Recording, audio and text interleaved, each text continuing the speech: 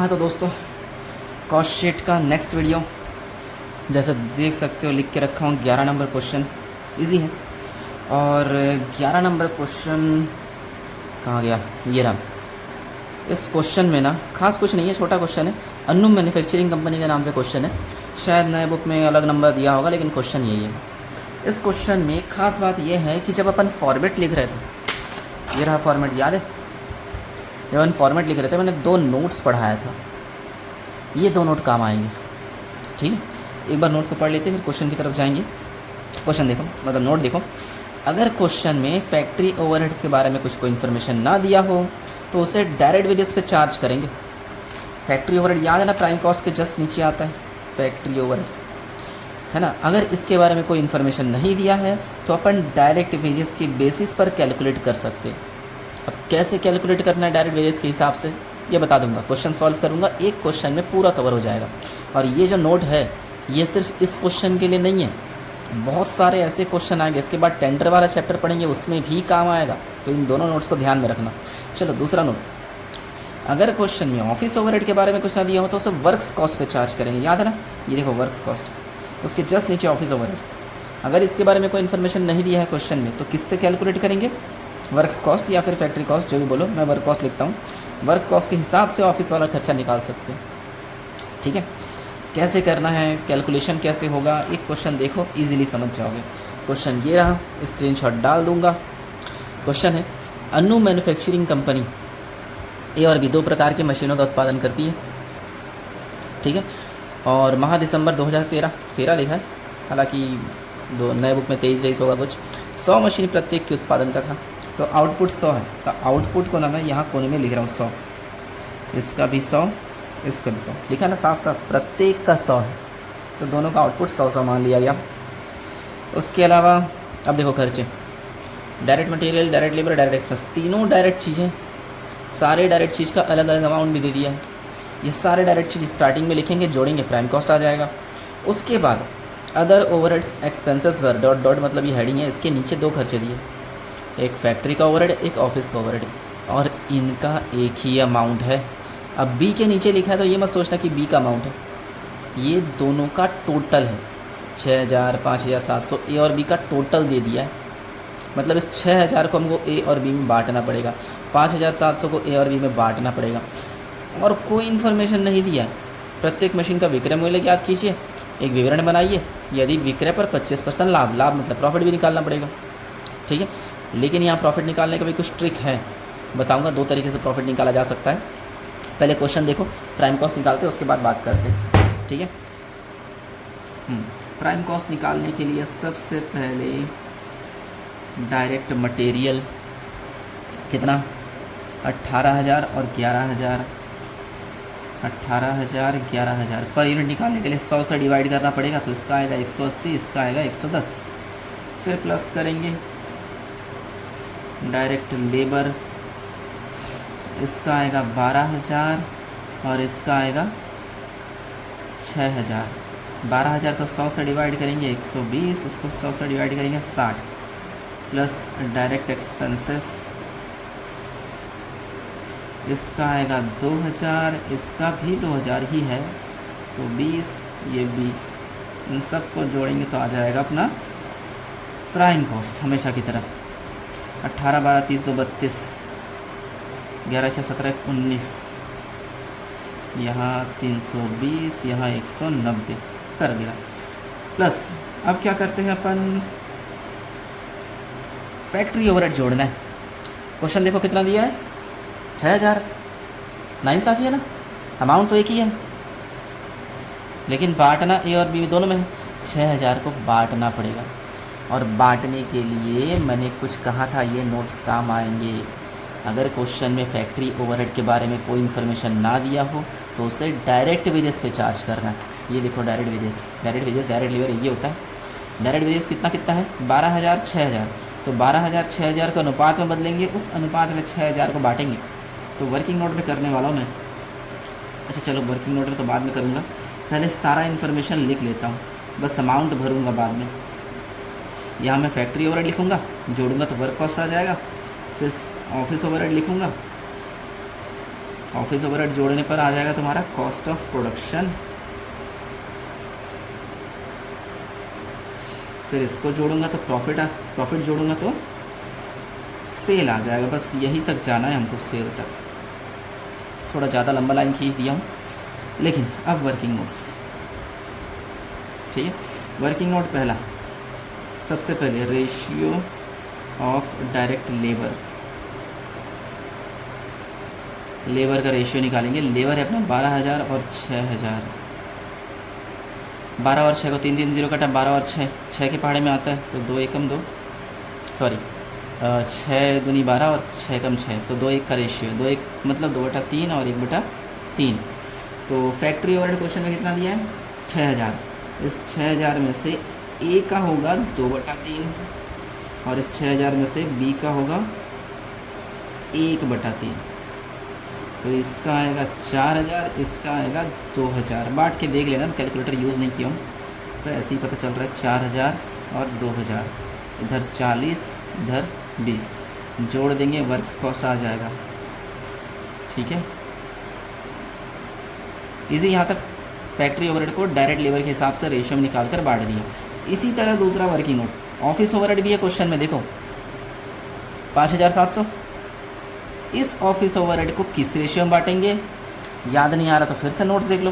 Question में office overhead के बारे में कुछ ना दिया हो तो उसे वर्क्स कॉस्ट पे चार्ज करेंगे, वर्क्स कॉस्ट पे।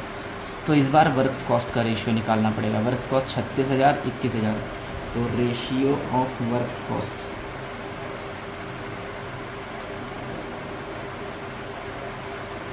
36,000, 21,000। पहले तो 3 3 0 गया, तो आएगा अपना 36:21।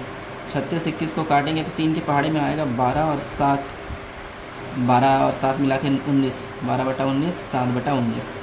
तो ए और बी में बांटना है। 5,700 दिया हुआ है,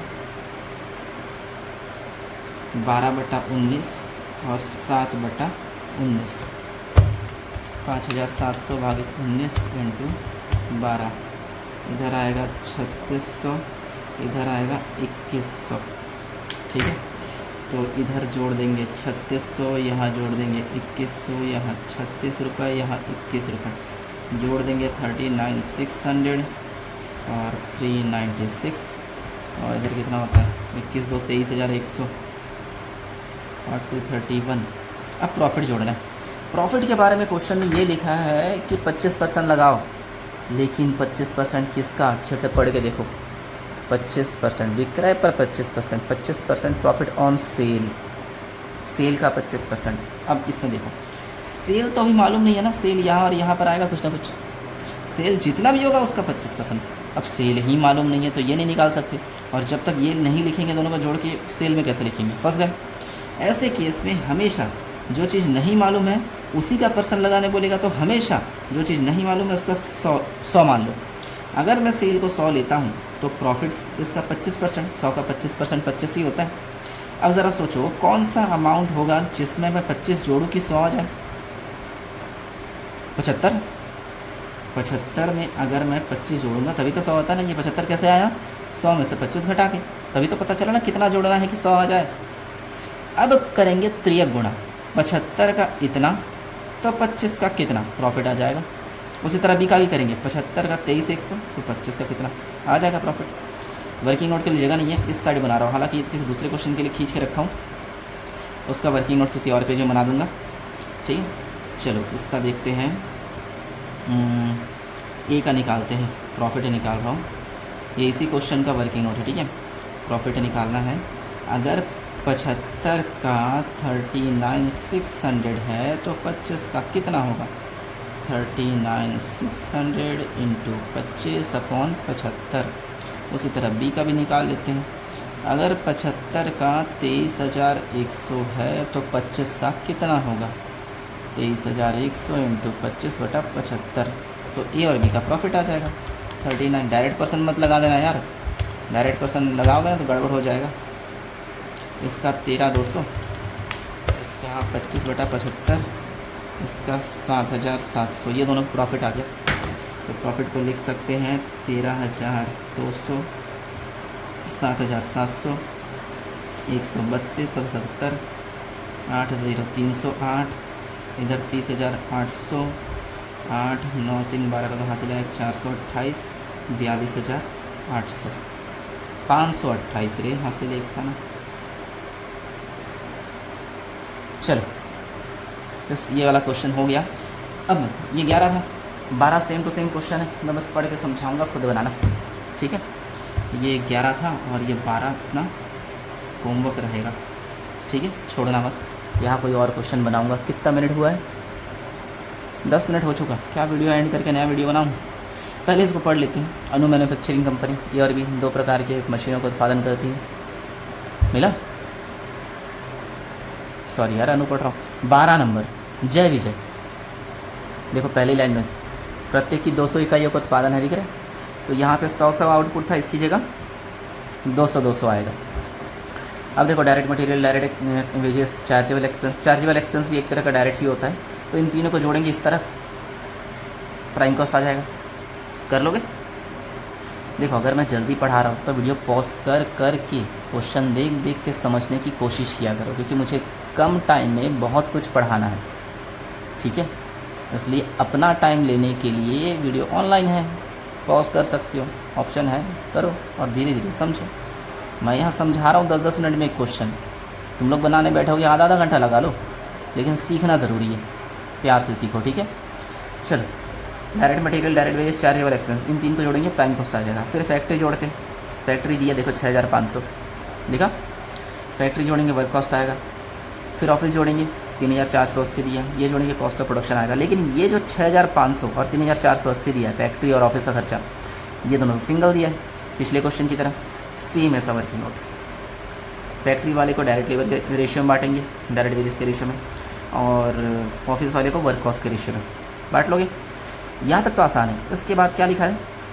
यदि लागत पर 33 सही 1/3 लाख का उपार्जन हो, लाभ, प्रॉफिट। लेकिन इस क्वेश्चन में ये है कि प्रॉफिट बोला है कॉस्ट का 33.33%, 33 सही 1/3% बोला है, ठीक है। कॉस्ट का, सेल को 100 जैसे माने हैं ना, 25 माने, 75, ऐसा कुछ मत करना। जो कॉस्ट आया होगा ना, इसी का डायरेक्ट 33.33%।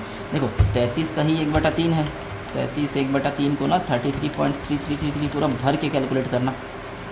जैसे 9,000 है, इसका 33 सही 1/3 इंटू 33.3333 पूरा भर के फिर परसेंट दबा देना, आ गया। देखो 2,999.99, 3,000 बोल सकते, ठीक है। ऐसा करना। 33 1/3 है तो घबराओ मत। एक काम करते हैं, छोटा ही रखते हैं इस वीडियो को, है ना। नेक्स्ट वीडियो में कुछ और क्वेश्चन सॉल्व करते हैं, यहाँ बनाऊँगा नेक्स्ट वीडियो, ठीक है। तो अगले वीडियो में देखते हैं 11 और 12, ध्यान रखना 2 क्वेश्चन खुद बनाना।